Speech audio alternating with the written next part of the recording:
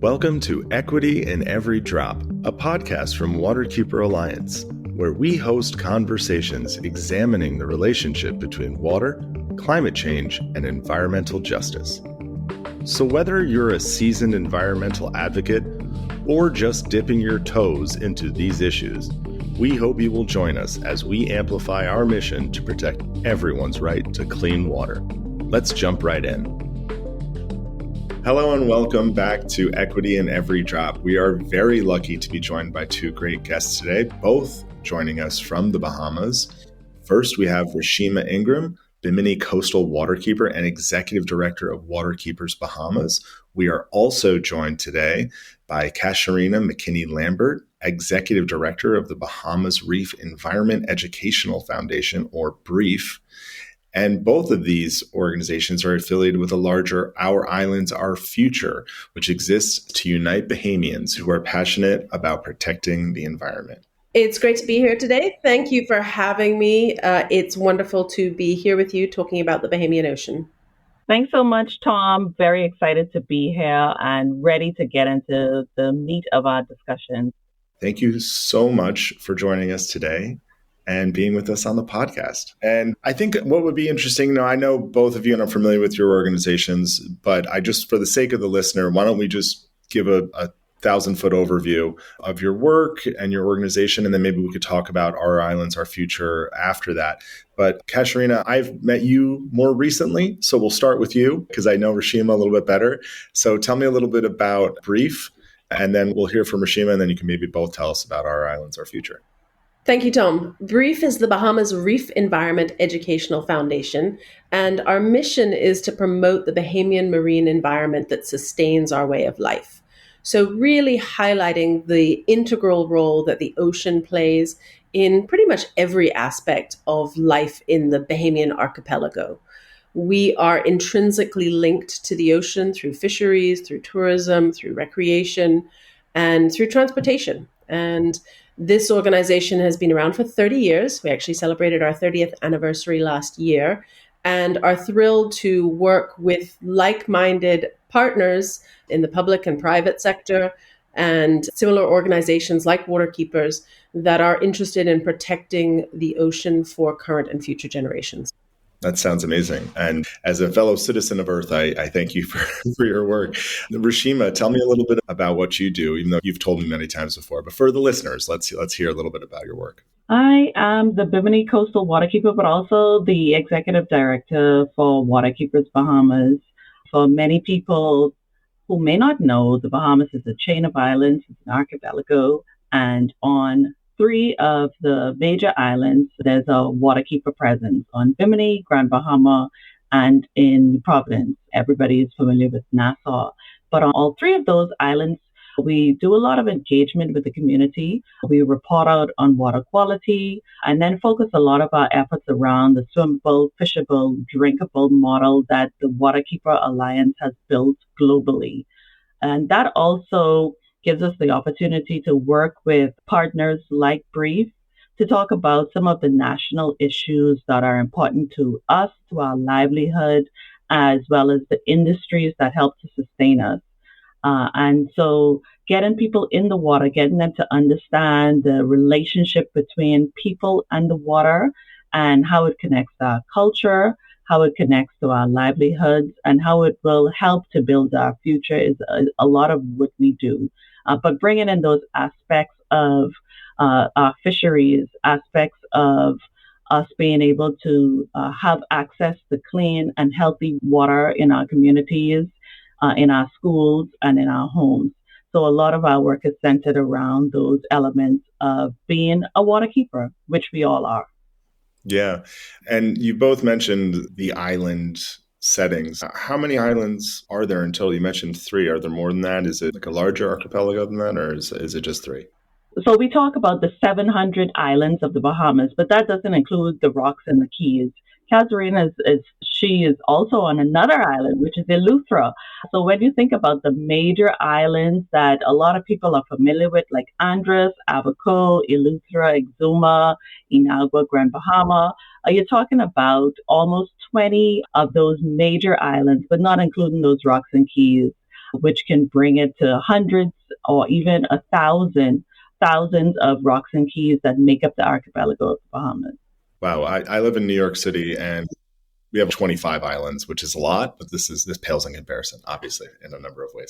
We often talk about the islands of the Bahamas, and as Rashema said, there's several thousand when you count the rocks and keys. But ultimately, we really are a large ocean nation, in addition to being a small island developing state. 95% of the territory of the Bahamas is actually underwater. So these islands are popping up, generally very low-lying islands throughout the archipelago, but we stretch all the way from Florida past Cuba and Haiti and the Dominican Republic to the Turks and Caicos.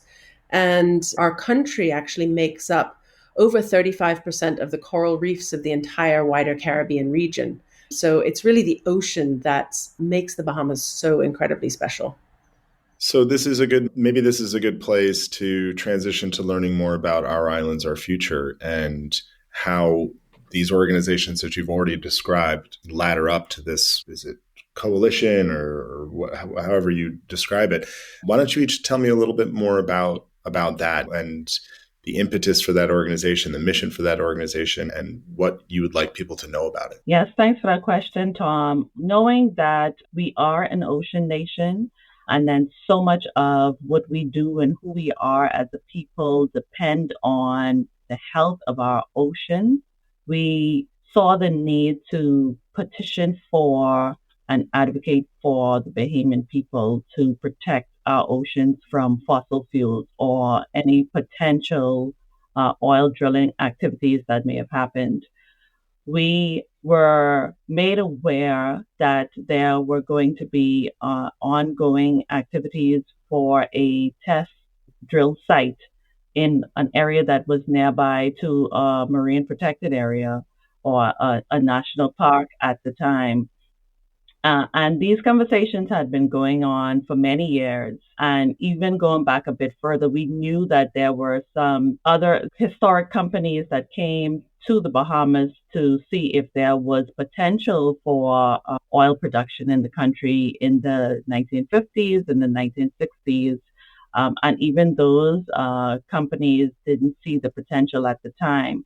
But most recently, in the 21st century, there was an oil company that had established itself, that had established Bahamian farms, registered companies, had built assets into those companies in a diversified structure, who were looking at drilling for oil, not necessarily for the benefit of the Bahamian people, but for the benefit of their UK or London Stock Exchange investors, those people who had invested in a London-based organization, but drilling in Bahamian waters or looking to find black gold in Bahamian waters and not having the people of the Bahamas benefit from that.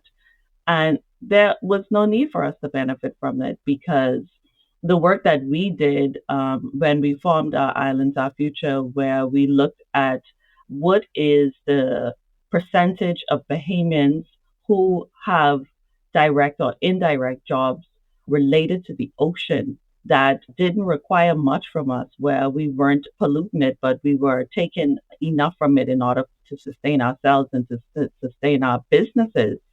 We saw where over 100,000 Bahamians were impacted by jobs or businesses from the ocean.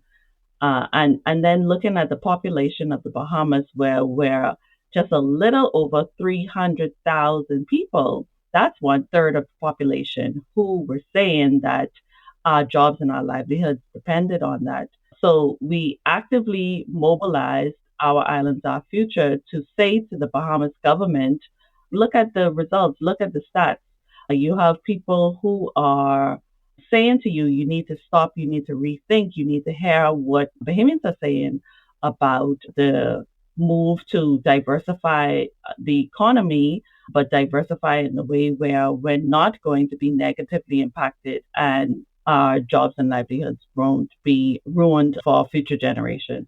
And so you're saying there's a few things that just jump out to me. It's that one, some English company gets to reap all the economic benefits, but you get the downstream effects of exploratory drilling and all the pollution and all that. So that's a terrible deal for one. And then if I have this right, basically a third of the population says this is going to affect my livelihood. Not a third of the population saying that, but just the economic analysis that we were able to review said that 1/3 of the population was dependent on oceans for their livelihood, whether it was through their businesses or work related. So that's a significant number when you think about the entire Bahamas population. Yeah, absolutely. And this is like getting into, I wanted to get into the economics of it eventually. So I'm glad you brought it up early. Casuarina, do you have anything you want to add to this? I know you are also involved in this issue and involved in these organizations. Is there anything else that we should touch on with regards to our islands, our future? Yes, I think it was a pretty terrifying moment for the Bahamas when we had the Stena IceMax ship powering across the Atlantic on its way to the Bahamas to drill an exploratory oil well. We were tracking it. The BREEF and Waterkeepers and the Our Islands, Our Future coalition were tracking this ship as it made its way across the Atlantic, started drilling, as Rashema said, right next to two marine protected areas on the west side of Andros, and really putting our whole country at risk. This was a moment in history that we want to make sure never happens again. We don't want to be in a situation where the whole future of our country is jeopardized by a company coming in really without, as far as we were able to tell, adequate safeguards in place and doing something that's incredibly dangerous. Everybody remembers Deepwater Horizon in the Gulf of Mexico, and that was also an exploratory well. So anybody who says, oh, we're just checking to see what's down there, that's what they were doing at Deepwater Horizon as well, with catastrophic damage. And I remember when that disaster happened, and we were worried that just as oil was washing up on the beaches of Florida and around the Gulf of Mexico from that spill, we were worried that oil from that spill would make it over to the Bahamas. So the oceans are certainly something that connect us. And were we to drill again in the Bahamas and have a disaster of that magnitude, it would affect not just the waters of the Bahamas, but also neighboring countries, in particular Cuba and Florida. Of course, Florida does already have a moratorium on drilling for oil, and it would have been pretty horrendous if a spill originating just outside of Florida had an impact on their beaches, and the Bahamas would be held responsible for that as well. So there's huge risk that we put ourselves at as a nation with very little potential positive benefit.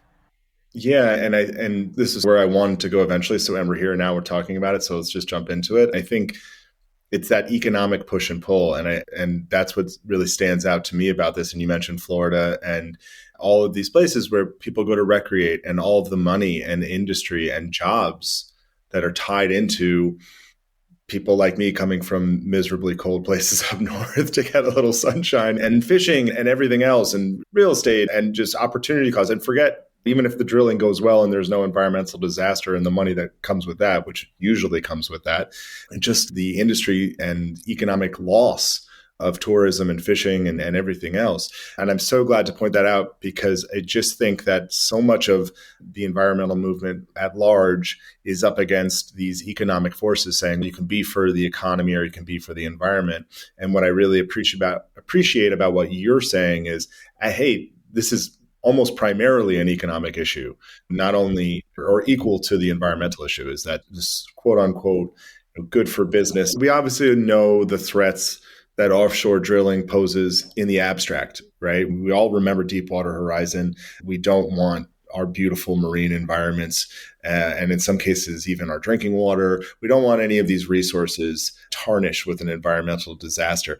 But what specific or acute threat does offshore drilling pose to the Bahamas? What's the Bahamas specific threat? Why is this really a bad idea down in your area? And you're being polite again, so I'm going to have Casuarina go first this time, because you're both being so polite to one another. Okay, thank you, Tom. There's a number of specific threats for the Bahamas were we to embark on oil drilling and create this new industry that currently does not exist in our country. A big one is that we are in a hurricane zone, and we've already seen oil spills resulting from Hurricane Dorian. Rashema is intimately familiar with this because that's the island where she lives on and is from. And there's still pollution resulting from a spill during a hurricane. So we're not in a great place to be doing something as sensitive as oil drilling. We're also one of the countries that is most vulnerable to climate change. We are a low-lying archipelago. The highest mountain, and we do call it Mount Alvernia, is on Cat Island in the southern Bahamas, and it is 206 feet above sea level. So we are one of the most vulnerable countries in the world when it comes to climate change, increased storms and hurricanes, sea level rise, damage to our natural resource protective barrier, which are our coral reefs and mangroves. And it would be incredibly hypocritical to, on the one hand, be talking to the world about how vulnerable we are and how we need help in adapting to the threats that we are faced by climate change, while on the other hand, saying we're going to start an oil drilling program in our country. So it's akin to being on a sinking ship and calling for help while at the same time drilling holes in our vessel and lighting our life jackets on fire. It really doesn't make any sense. On the other hand, we have an incredible opportunity to be a leader when it comes to climate action. Already, we have been speaking out as a country on the world stage, highlighting our vulnerabilities, really being a voice for small island states around the world. And we also have an incredible opportunity to say no to oil drilling and say, we're going to put a ban on oil drilling. This is to protect our future, but also to support people around the world who are also vulnerable to climate change. So let's get in the weeds a little bit about the ban. Why is it important? And I think I know the answer, but why is it important for the Bahamas to have a ban? Is it not just to take on one project as it comes? Why is the broader ban so important? And I'll go to Rashema for this one. For us, the ban is absolutely important because we talk about the Bahamas being an ocean nation. And if we are going to continue to keep that title of being an ocean nation, being one of the most treasured islands or country islands in the world, we have to take very hard steps to ensure that happens, not just for us who are in the Bahamas today, but for Bahamians who are coming 50 or 100 years later, where they know that in 2024, there was foresight from the leaders of today who said that we want to keep this chain of islands as an ocean nation. So we have to take those steps to ensure that we're not only taking those steps for today, but we're also thinking about the fact that currently there's so much that we dependent on that comes from the ocean. And for us to even consider oil drilling or any production, where we've always said from our islands, our future, that if you drill, you spill. Even if it's a test drill, there's going to be spill. And knowing that there had been an oil spill on Grand Bahama after Hurricane Dorian, that really exposed a lot and that was a small scale spill. So just imagine water having a role on that and how fast it moves and far it moves. Where if we look at the spill that occurred on land, it was somewhat contained and we still did not have the capacity for that. We don't have the emergency response resources or equipment to be able to manage an oil spill that's going to happen in the ocean, especially where production may be involved. So not only are we looking at the very limited resources that we would have to respond, we're also opening up our population and then the population of our neighboring countries to public health issues, because now we have oil and waters traveling transboundary now to other countries where public health now becomes an issue. And so we need to advocate for the ban and continue to do that and remind our world leaders that we're not only doing it for us because we see the need in 2024, but we need our up and coming leaders to be able to understand the message behind it as well. That's a great answer. And I want to talk about where we are specifically, but just a few things in there that were so great. If you drill, you spill. I've never really heard that before. And it also sounds like not only are you keeping in mind the future generations and the benefits, or I should say, removing those dangers for them. But when I think about fossil fuels, one of the things that we say here is that it's dangerous at every phase. It's dangerous at extraction. It's dangerous at transportation. It's dangerous at refining. And it's super dangerous when we combust it and use it. So you're not only looking out for future generations, but you're looking at other communities too and saying, let's not ship this across the ocean to some other community that's going to have to refine it and take that burden and bear that brunt. So it's really remarkable and commendable the way that you're throwing your heads and say, we're having no part of this. And I've heard a lot of talk about that it's important to be an international leader in this issue. And I think that's one of the examples of it that really shines through for me. I want to talk a little bit about where we are today with this issue. I know that there's been a lot of moving parts, but take our listeners through like where things are today with the government, with public sentiment, and anything else that you want to touch on. And I'll throw it to you, Casuarina. I think it's looking really positive. We're in a very positive situation. The company that did the exploratory well in 2021 applied for a renewal of their exploration licenses, and they did not receive it. That was 3 years ago, and they have still not received a renewal. So that's very positive from a ocean conservation and livelihoods conservation perspective. There is a growing awareness that our future needs to be powered in other ways.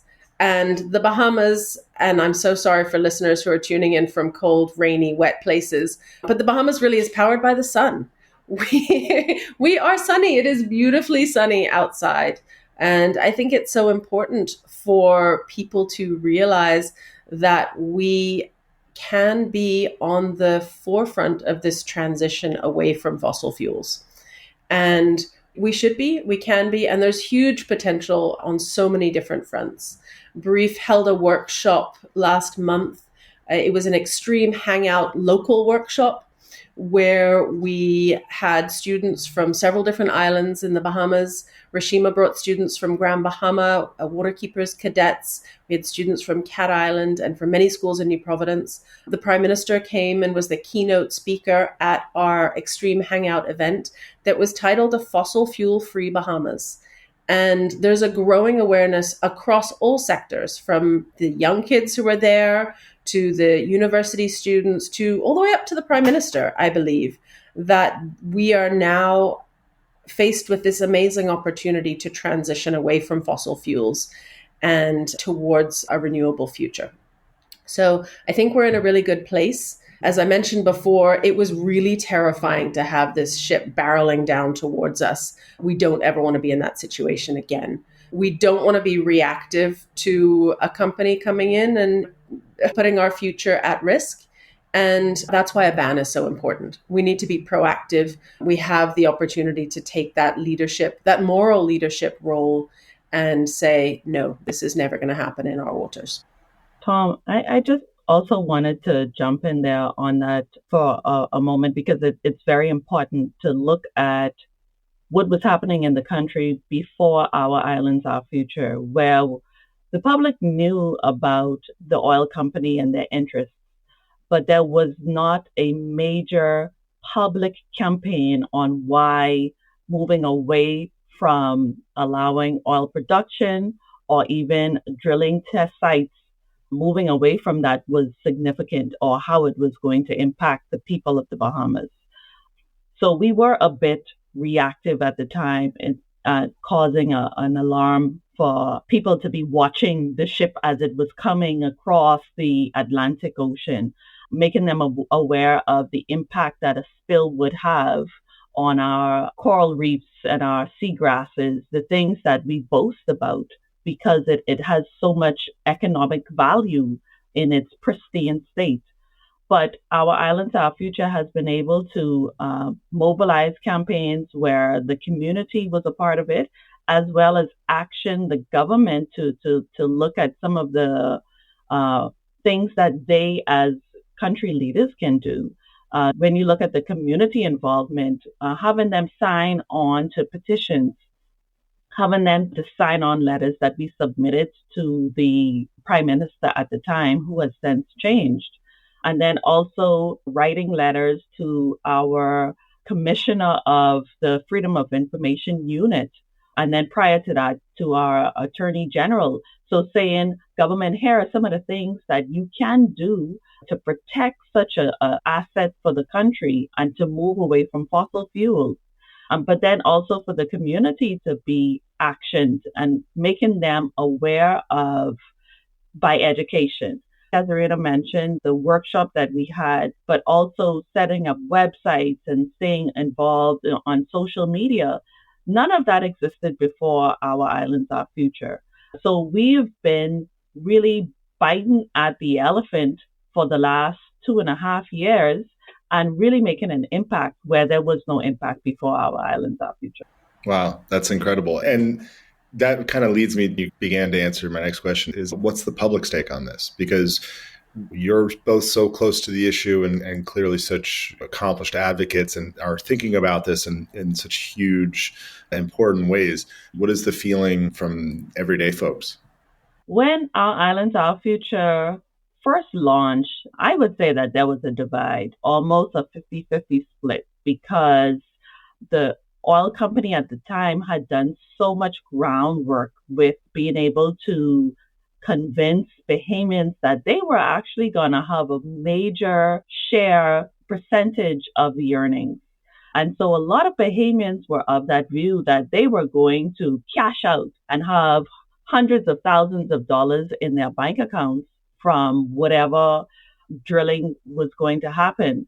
But then you had the advocates for the environment who have really been doing research for many years, spreading across many of the nonprofit organizations who were silently at the time, in my view, trying to speak on behalf of the research that they were doing, as well as the educational opportunities that they were providing to interns and students who were taking their own steps to work in active manner to what the oil company was doing on the ground. But the dollar value behind their campaigns was not there. So they did not have the dollar value that the oil company had. So they were actually buying support from those communities that really needed that economic stimulation. That's very sad that they were really trying to buy that support, knowing that Bahamians weren't really going to benefit from oil.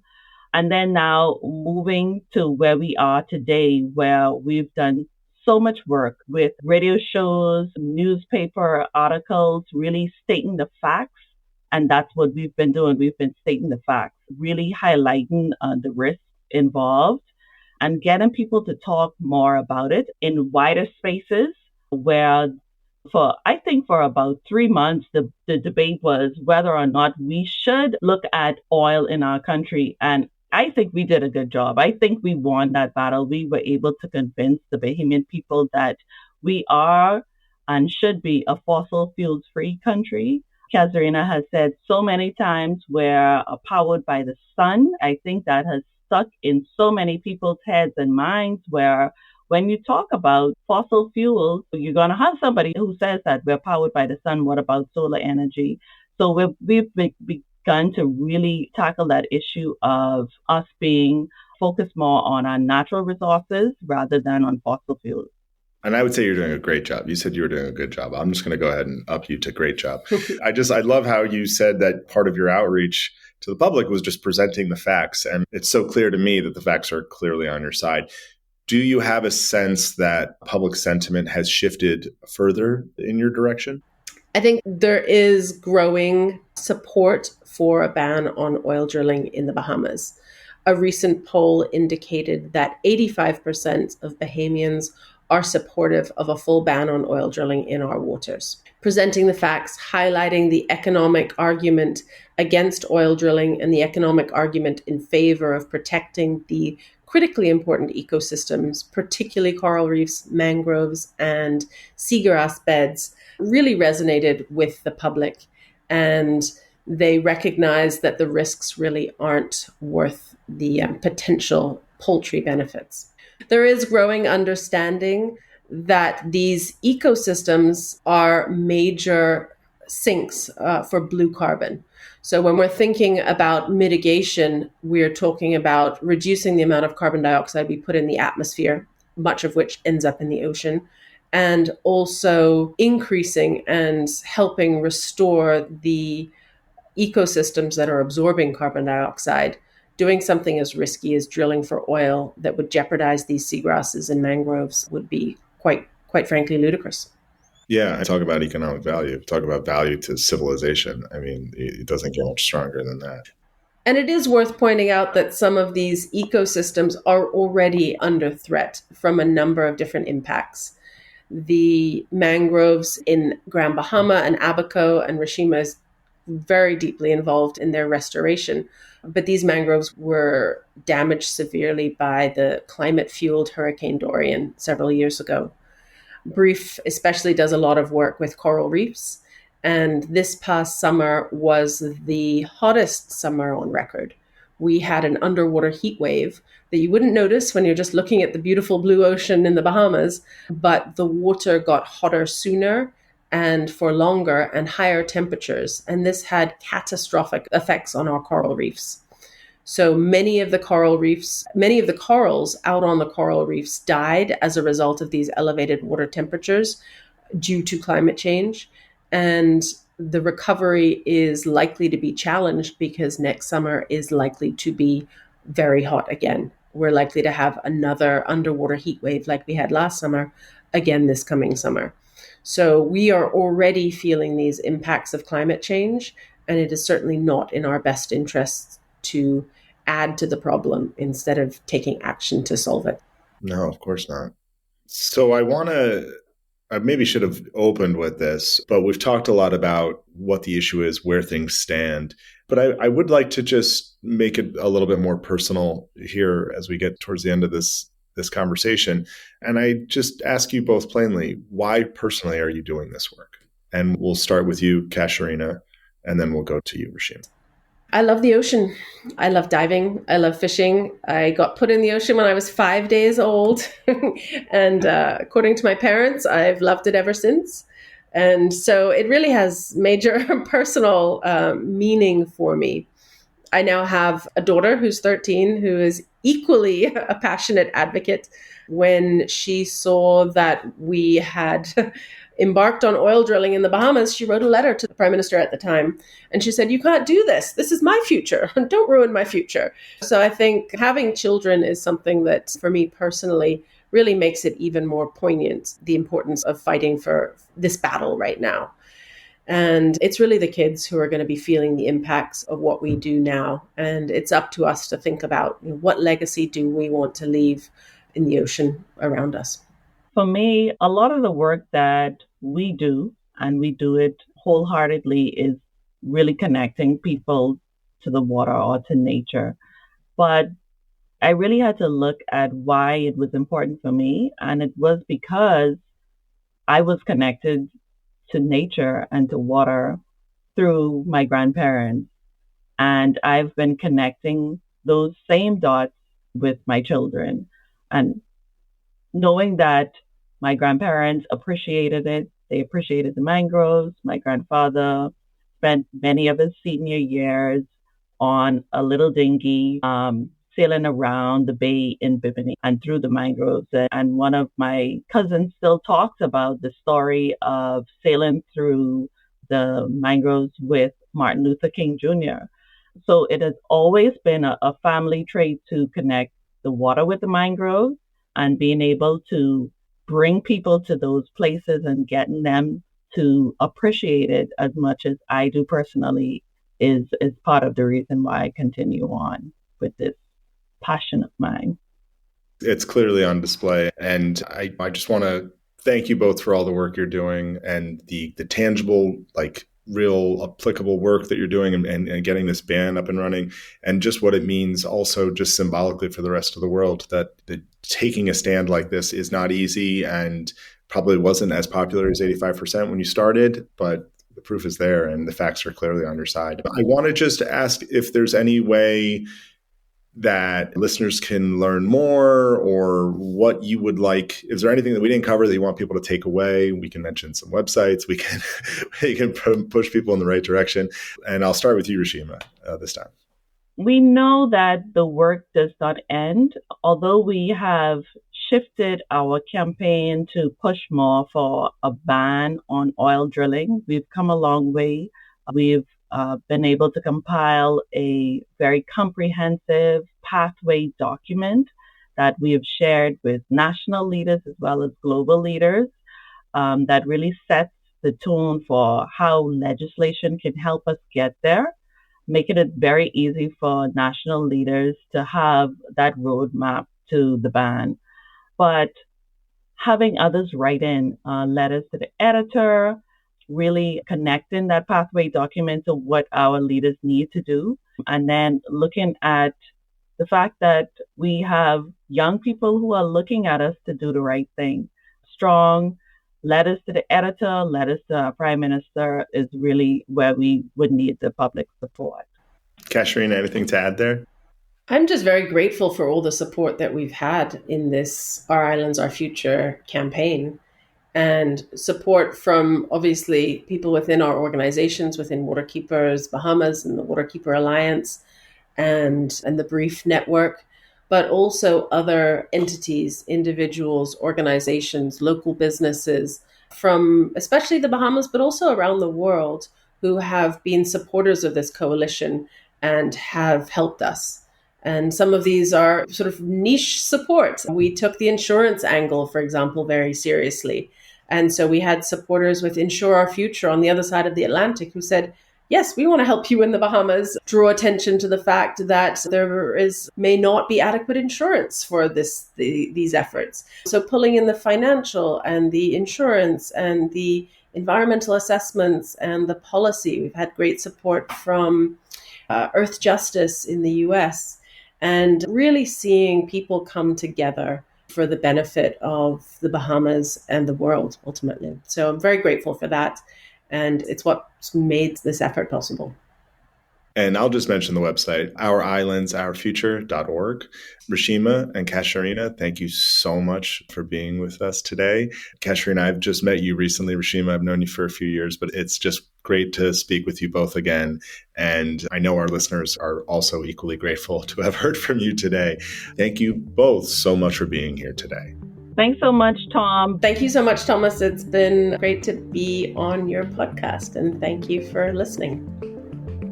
Thank you for joining us on this episode of the Waterkeeper Alliance podcast, Equity in Every Drop. Be sure to subscribe to our podcast on your favorite platform and visit waterkeeper.org to learn how you can get involved and help support our mission to make waterways cleaner, healthier, and accessible to all. Every drop counts. Until next time, I'm Thomas Hynes. Thanks for listening.